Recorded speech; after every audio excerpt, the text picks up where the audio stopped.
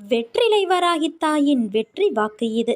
என் தங்கமே, நான் என் பக்தர்களை கைவிடுவதில்லை, மற்றவர்களிடம் கையேந்த விடுவதும் இல்லை. உன்னை வணங்குகிறேன், ஆனாலும் கவலை என்பது என்னை விட்டுவிடவில்லையே என்று வருந்துகிறாய். இறைவனை வணங்குவதால் வாழ்க்கை என்னும் கடலில் துன்பம் என்னும் கடல் சீற்றம் வாராது என்று அர்த்தமில்லை.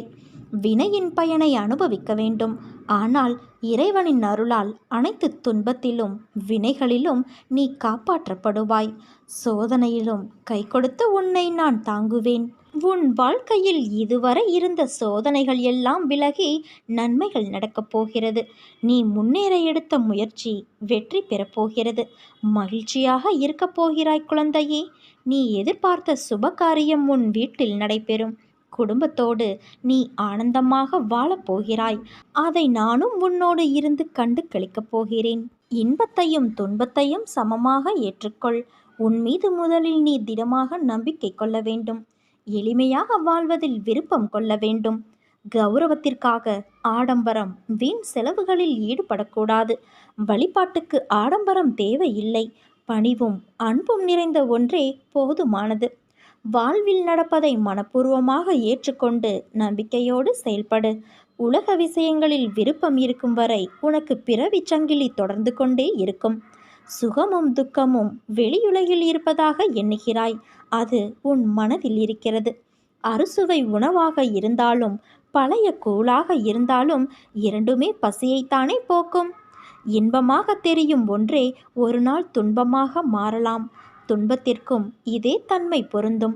இதை நீ உணர்ந்தால் உனக்கு வெற்றி நிச்சயம். கடவுளை காண அனைவரும் விருப்பப்படலாம். ஆனால் தகுதி உள்ளவருக்கே வாய்ப்பு கிடைக்கிறது. கடவுளை தியானிப்பதால் எண்ணம், சொல், செயல் மூன்றும் தூய்மை பெறும். சுயநலத்தோடு வாழ்வது பாவம். தனக்கும் பிறருக்கும் பயனுள்ளவராக வாழ வேண்டும். பிறருடைய துன்பத்தில் இன்பம் காண்பது பாவம். பிறர் துன்பம் போக்க உதவுவது பெரும் புண்ணியம். இனிய சொற்களால் மற்றவர்களை மகிழ்விக்க அறியாதவர்கள் மௌனமாக இருப்பதுதான் சிறந்தது. சொல்லாலும் செயலாலும் பிறருக்கு நன்மையை மட்டுமே செய்ய வேண்டும். இவைகளை நீ பின்பற்று. நீ எடுக்கும் எல்லா முயற்சிகளிலும் உனக்கு வெற்றி நிச்சயம். என் வார்த்தைகள் மீது நம்பிக்கை வைத்து செயல்படு என் குழந்தையே. உனக்கு என்றும் நல்லதே நடக்கும். உன் வாழ்வில் உனக்கானது எல்லாம் நானே தீர்மானித்து எது நன்மையோ நிகழ்காலத்திற்கும் எதிர்காலத்திற்கும் என பார்த்து பார்த்து செய்து கொண்டு இருக்கிறேன். எல்லாம் தயாராகி கொண்டு வருகிறது. உன்னை அலங்கரிக்க வருகிறது. நிச்சயம் நீ மகுடம் சூடுவாய் குழந்தையே. என் பிள்ளையை என் கையால் ஆசிர்வதித்து நான் உயர்த்தப் போகிறேன். நீ எங்கு வேண்டுமானாலும் இரு, என்ன வேண்டுமானாலும் செய். ஆனால் ஒன்றை நன்றாக ஞாபகத்தில் வைத்துக்கொள். நீ செய்வது அனைத்தும் எனக்கு தெரியும். நானே அனைவருடைய அந்தரங்க ஆட்சியாளனாக இதயத்தில் அமர்ந்திருக்கின்றேன். இந்த உலகின் கண் அசையும் அசையா சர்வ ஜீவராசிகளையும் நான் அரவணைக்கின்றேன். இந்த பிரபஞ்சம் என்னும் தோற்றத்தை நானே கட்டுப்படுத்துபவன், ஆட்டுவிப்பவன். எல்லா வர்க்கங்களின் மூலமாதாவும் நானே. முக்குணங்களின் கூட்டுறவும் நானே. எல்லா உணர்ச்சிகளையும் உந்துபவன், படைப்பவன், காப்பவன், அளிப்பவனும் நானே. நீ விரும்பிய வாழ்க்கையை வாழப்போகிறாய் குழந்தையே. நான் உன்னோடு இருப்பதை நீ உணர்ந்து கொள்வாய். எதற்குமே கலங்காதே. வாழ்க்கையில் உன்னை தாழ்த்துவது உன்னுள் உள்ள எண்ணங்கள்தான். உன்னை மேலோங்க வைப்பதும் உன் புத்தியிலும் மனதிலும் உள்ள எண்ணங்கள்தான்.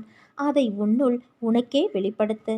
சோம்பேறித்தனம், கஷ்டம், வலி, தோல்வி இவைகளை காரணமாக சொல்லாதே.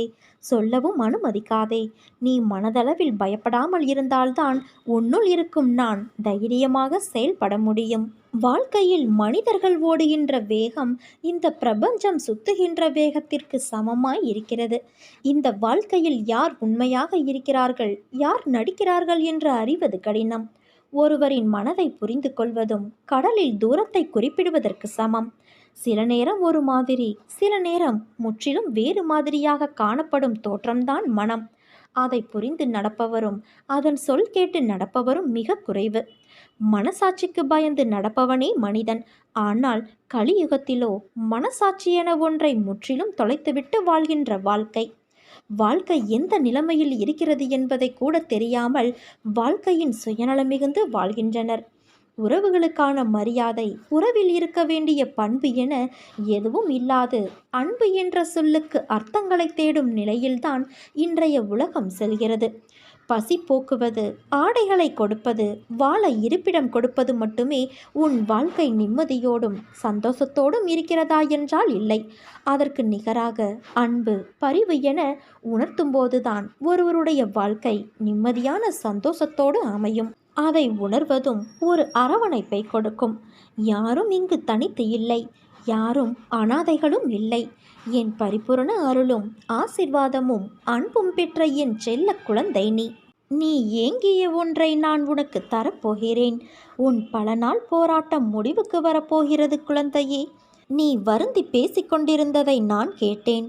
என்னுடைய எல்லா முயற்சியிலும் தடங்கள் போல இருக்கிறது, என்னால் எதிலும் முழு மனதால் செயல்பட முடியவில்லை என்று பிரச்சனைகள் இருப்பது உண்மை என்று எந்த அளவிற்கு உன் மனம் நம்புகிறதோ அதே போல அதற்கும் தீர்வு இருக்கும் என்பதை உன் மனம் நம்ப வேண்டும். அந்த தீர்வை நோக்கி செல்ல முடியாமல் தவிக்கிறாய்.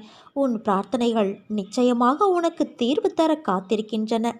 நீ பிரச்சனைகள் எவ்வளவு பெரியது என்று ஆராயாமல் அதற்கென இருக்கும் ஒரு சிறிய தீர்வை கண்டுபிடி. அதற்குத்தான் நான் உனக்கு சக்தி தருகிறேன். அந்த சக்தியை கவலைகளில் இழக்காதே. உன்னால் முடியும் பிள்ளையே. உனக்கான தீர்வை நீ கண்டடைவாய். நீ நிதானத்தை இழக்காதவரை உனக்கு தோல்வி இல்லை. உலகில் உள்ள ஒவ்வொரு மனிதனுக்கும் தனித்தோர் ஆற்றல் உண்டு. அதனால் உனக்கும் ஒரு ஆற்றல் உண்டு. அதை வாழ்வின் முன்னேற்ற பாதையில் பயன்படுத்தி பயணித்தால் அது நல்ல விளைவை தருகின்ற நிலைக்கு உன்னை கொண்டு போய் சேர்க்கும் என்பது நிதர்சனம். உன்னிடம் உள்ள ஆற்றலை நீ குறைத்து மதிப்பிடாதே. என்னால் இது முடியுமா என்று எடுத்த எடுப்பிலேயே எதை கண்டும் அச்சம் கொள்ளாதே. உன் உணர்வுகள், எண்ணங்கள், பேச்சுக்கள் எல்லாம் எத்தகைய நிகழ்வை சுற்றி விரும்பியோ வெறுத்தோ தீவிர வட்டமிடுகிறதோ அதுவே நடக்கும்.